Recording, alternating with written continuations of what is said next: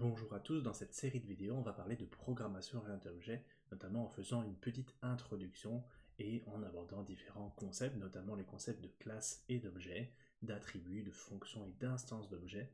On va voir aussi ce que c'est l'héritage, le polymorphisme et qu'est-ce qu'on fait, qu'est-ce qu'on peut faire avec la programmation orientée objet. Sans plus attendre, qu'est-ce que c'est la programmation orientée objet qu'on appelle aussi PO ou Oriented Object Programming en anglais? C'est un paradigme de programmation, donc une façon de programmer, de construire le code qui consiste en la représentation de concepts de la vie réelle par exemple, par des objets. Ces objets sont eux-mêmes définis par des classes. Ce type de programmation permet de structurer les logiciels qui sont complexes en les organisant comme des ensembles d'objets qui interagissent entre eux et avec le monde extérieur. Prenons un exemple, par exemple, si on parle de moyens de transport, on a par exemple des vélos, des voitures, des autobus, des fusées, mais tous ces objets ont généralement des roues, sauf la fusée, et ces objets peuvent avancer. Donc entre eux, on a tous des moyens de transport qui partagent certaines fonctionnalités et qu'on pourrait potentiellement regrouper ensemble ou regrouper certains aspects, certains attributs. La programmation orientée objet a quelques principes fondamentaux qu'on va définir dans ce chapitre. L'un des concepts est notamment l'encapsulation. L'encapsulation, c'est quoi? C'est la protection de l'information contenue dans un objet et on essaie de la rendre manipulable uniquement par ses propres actions. Donc on essaie d'encapsuler certaines informations dans une classe, dans un objet, et de rendre accessible uniquement ce qu'on veut qu'il soit accessible ou contrôler la façon dont on va les manipuler. Ce concept-là, c'est l'abstraction. On va essayer de regrouper des classes pour former des concepts généraux, plus simples à comprendre et à manipuler, ou bien à en retirer les détails de l'utilisation de certaines fonctions ou de certains objets. On va parler aussi d'héritage et de polymorphisme. L'héritage, c'est notamment le mécanisme qui permet d'intégrer des attributs et des méthodes d'une classe parente à une classe enfant. Par exemple, un vélo, une voiture, une fusée, un autobus, ce sont tous des moyens de transport. Donc par exemple, une classe moyen de transport pourrait être un parent pour la classe vélo ou voiture. Et notamment, on peut, grâce à ce mécanisme, utiliser le polymorphisme, qui est une sorte de mécanisme de spécialisation qui permet à une classe enfant de redéfinir une classe parent.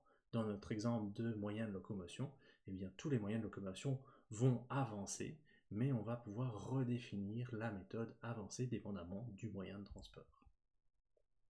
En programmation orientée objet, il y a les objets. Alors qu'est-ce que c'est un objet? Tout simplement, c'est une entité qui peut être créée, stockée, manipulée et détruite. Cet objet a des attributs qui ont certaines valeurs, de la même manière qu'on crée des variables, et un objet va offrir des fonctions qui permettent de le manipuler. Ce qui définit l'objet, c'est une classe, et on va le voir juste après. Par exemple, ici, on a une classe vélo qu'on a construit grâce à un constructeur qu'on va voir juste après, et elle possède quelques attributs qui sont par exemple la position sous la forme d'un tuple et sa couleur sous la forme de chaîne de caractères. Comment est-ce qu'on définit cet objet? Comment est-ce qu'on définit son utilisation? Grâce à la définition d'une classe. La classe représente le type de l'objet. La définition de la classe va spécifier notamment les attributs, donc ce qu'elle contient, les méthodes qui permettent de manipuler un objet de cette classe, et la visibilité de chaque attribut et chaque méthode, qu'elle soit privée, publique ou protégée. En général, les attributs d'une classe sont privés, c'est-à-dire qu'aucune fonction externe ne peut y accéder. Les méthodes qui sont publiques, en fait, elles sont généralement publiques, elles peuvent être utilisées par des fonctions externes pour manipuler l'objet, et c'est ça qui constitue l'interface de la classe.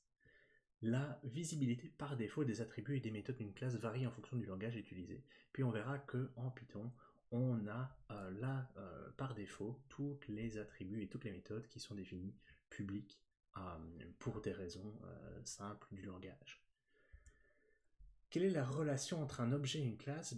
Comme on l'a vu pour les variables, pour les types de variables, tout simplement, une classe, c'est le type d'un objet. Lorsque je définis mon objet vélo, qui est associé à une variable, mon vélo ici, mais tout simplement le type de cette variable, le type de mon objet, c'est la classe.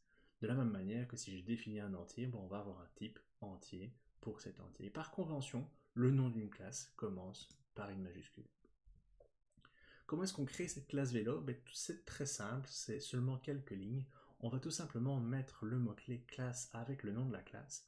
On peut mettre quelques petites choses entre parenthèses juste après, mais ce n'est pas obligatoire, et on va définir ce qu'on appelle un constructeur. Le constructeur, c'est ce qui va être appelé à chaque fois qu'on crée un objet de la classe. Donc, le constructeur est défini avec la fonction init, avec 2 underscore init, 2 underscore, puis des parenthèses, et vous voyez un petit mot-clé self ici, un paramètre qui fait référence à l'instance de l'objet qui est créé. On peut mettre une série de paramètres, comme dans toute fonction. On peut mettre des paramètres par défaut, on peut changer l'ordre, etc. Ce qui nous permet d'avoir un seul constructeur par définition de classe. Et c'est dans le constructeur qu'on va définir les attributs de la classe, notamment avec le mot-clé self, point et l'attribut. Ça va définir que l'attribut couleur appartient à notre classe vélo et donc à notre objet lorsqu'il va être construit. Donc de nouveau, le rôle principal du constructeur, c'est d'initialiser les attributs de la classe lors de la création d'un objet. Et grâce à la capacité de Python à indiquer des arguments optionnels, on peut avoir seulement un seul constructeur comparé à d'autres langages. Finalement, qu'est-ce que c'est une classe et qu'est-ce que c'est l'instance d'un objet?